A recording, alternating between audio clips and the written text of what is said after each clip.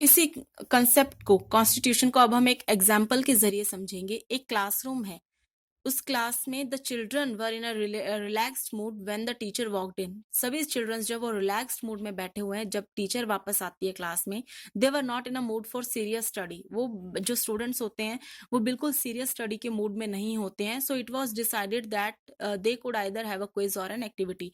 तो वो डिसाइड करती हैं, टीचर जो है उनकी डिसाइड करती है कि बच्चे जो है वो सीरियस मूड में नहीं लग रहे, तो क्यों ना बच्चों के लिए क्विज एंड एक्टिविटी या फिर कोई एक्टिविटी क्लास में प्लान कर ली जाए।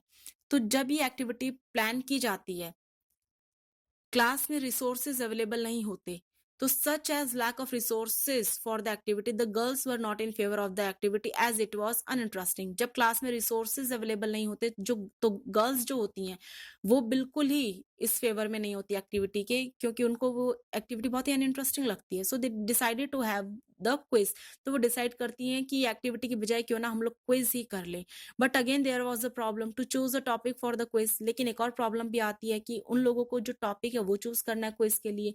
तो many suggestions were given to and the children created a ruckus. जो क्लास है बहुत ज्यादा, मतलब जो स्टूडेंट्स हैं उनके पास कोई टॉपिक नहीं होता कि कैसे वो अपने टॉपिक को स्टार्ट करें, कैसे वो क्विज रखें।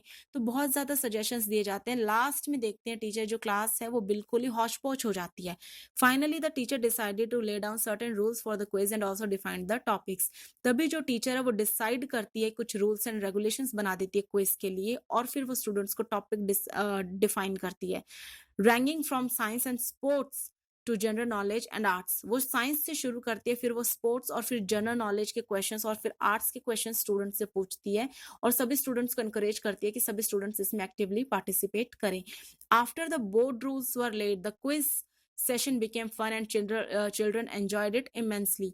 जो टीचर है वो बच्चों के लिए रूल्स फ्रेम करती है। रूल्स फ्रेम करने के बाद वो फिर बच्चों का क्विज सेशन स्टार्ट करती है, और फिर सभी बच्चे जो है वो रूल्स एंड रेगुलेशंस को फॉलो करके जब वो क्विज खेलते हैं, वो बहुत ज्यादा ही इंटरेस्टिंग बन जाती है और बच्चे उसमें बहुत ज्यादा एंजॉय करते हैं।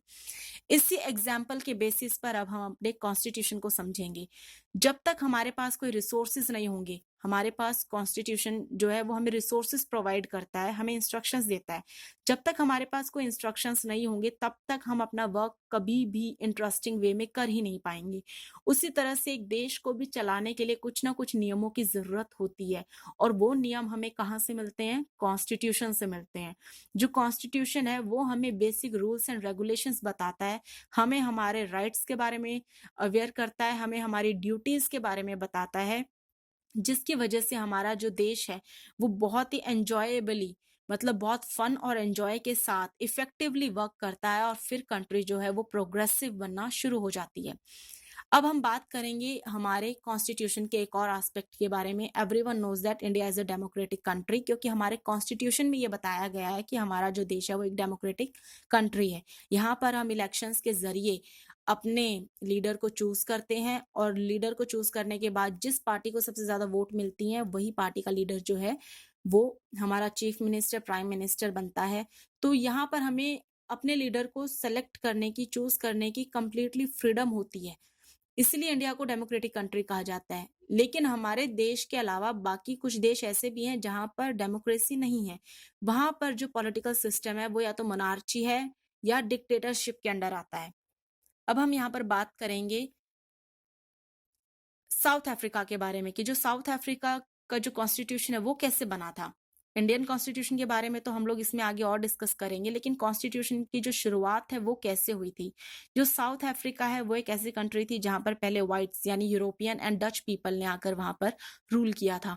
वहां पर हम लोग क्लास 7th में पढ़ चुके हैं कि वहां पर जो साउथ अफ्रीका के लोग थे वो ब्लैक थे, तो उन लोगों को बहुत ही ज्यादा रेशियल डिस्क्रिमिनेशन फेस करना पड़ता था। वहां पर उन लोगों को कलर के बेसिस पर बहुत ज्यादा डिस्क्रिमिनेट किया जाता था। जो ये सिस्टम था वहां पर उनको स्किन कलर के बेसिस पर डिस्क्रिमिनेट करने का, इसमें उन लोगों को बहुत सारे राइट्स जो है वो दिए ही नहीं गए थे।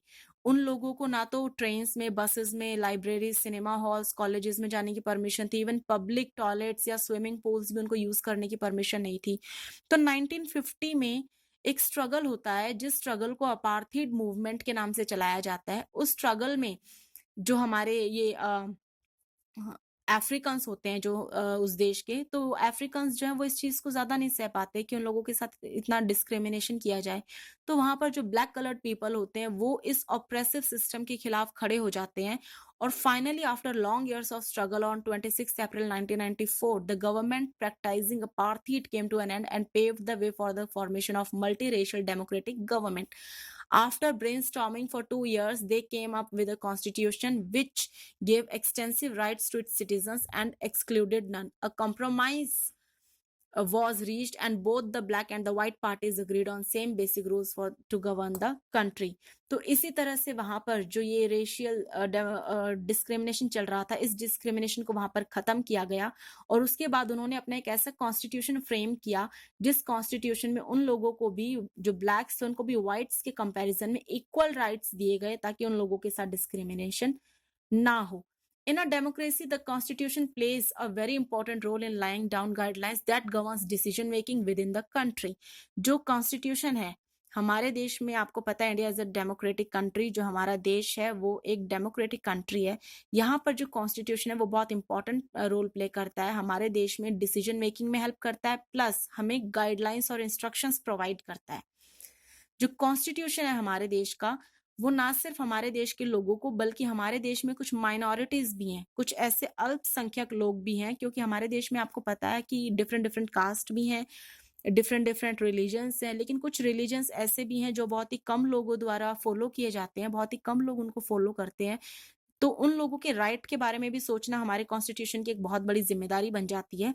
तो हमारा कॉन्स्टिट्यूशन जो है वो उन लोगों के राइट्स के बारे में भी सोचता है. तो जो माइनॉरिटीज हैं इनके साथ डिस्क्रिमिनेशन ना हो, वहां पर हमारे कॉन्स्टिट्यूशन ने कुछ ऐसे मेजर्स दिए हुए हैं, कुछ ऐसे रूल्स एंड रेगुलेशंस बनाए हुए हैं ताकि जो माइनॉरिटीज हैं इन लोगों को भी हमारे साथ साथ हमारे देश के बाकी नागरिकों की तरह, जो बाकी सिटीजन्स हैं उन्हीं की तरह इनको भी इक्वल राइट्स मिले और इनके साथ कोई डिस्क्रिमिनेशन ना हो पाए.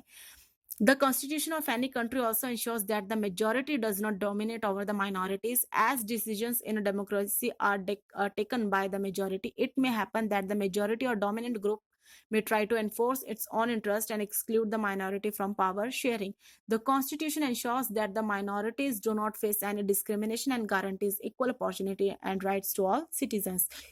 जो हमारा कॉन्स्टिट्यूशन है वो इस बात को इंश्योर करता है कि जो हमारे देश में माइनॉरिटीज है उन्हें किसी तरह के डिस्क्रिमिनेशन को ना फेस करना पड़े और उन्हें इक्वल अपॉर्चुनिटीज भी देने की हमारी गारंटी को शो करता है. यहाँ तक कि जो माइनॉरिटीज हैं उनको इक्वल राइट्स मिलते हैं बाकी सिटीजन्स की तरह. Now come to practice zone 1. Question number 1. Why is the constitution needed? Constitution की जरूरत क्यों पड़ती है, इसके बारे में आपको एक्सप्लेन करना है कि जो संविधान है, कॉन्स्टिट्यूशन है, उसकी जरूरत क्यों पड़ती है. आपको पता है बिना कॉन्स्टिट्यूशन के तो कभी भी कोई भी देश अच्छे से इफेक्टिवली प्रोग्रेस कर ही नहीं सकता. Question number 2. How does the constitution of a country protect the interest of the minorities? किसी भी देश का जो कॉन्स्टिट्यूशन है वहां की माइनॉरिटीज को वो कैसे प्रोटेक्ट करता है, आपको वो एक्सप्लेन करना है. Question number 3. Which political system do you think is ideal for your country? Give reasons to support your answer. यहाँ आपको बताना है, जो हमने 3 पॉलिटिकल सिस्टम के बारे में पढ़ा था, मोनार्ची, डिक्टेटरशिप एंड डेमोक्रेसी के बारे में, तो आपको ये बताना है कि आपके देश के लिए कौन सा पॉलिटिकल सिस्टम सबसे सुटेबल है और सुटेबल वो क्यों है, ये रीजंस बताने हैं. आपको पता है इंडिया के लिए सबसे सुटेबल सिर्फ डेमोक्रेसी पॉलिटिकल सिस्टम है. तो अब ये क्यों है ये आपको खुद एक्सप्लेन करना है बच्चे. Question number 4. Can a constitution support an oppressive political system? Discuss the light of the case of Africa given in the chapter. इसी चैप्टर में हमने अफ्रीका के बारे में पढ़ा था, वहां का कॉन्स्टिट्यूशन कैसे बना था, किस तरह से वहां के कॉन्स्टिट्यूशन को मतलब चेंज करने की भी जरूरत पड़ी क्योंकि वहां पर व्हाइट्स और ब्लैक्स के बीच में डिस्क्रिमिनेशन ज्यादा था. यहाँ आपको बताना है कि कई बार एक कॉन्स्टिट्यूशन जो है वो ऑप्रेसिव भी बन जाता है, कई बार वो हमारे लिए खतरनाक भी बन जाता है. तो वो हमारे लिए क्यों इतना ऑप्रेसिव बन जाता है ये आपको इस चैप्टर में इस क्वेश्चन में एक्सप्लेन करना है और आपको ये इस एग्जाम्पल के जरिए एक्सप्लेन करना है. Okay students.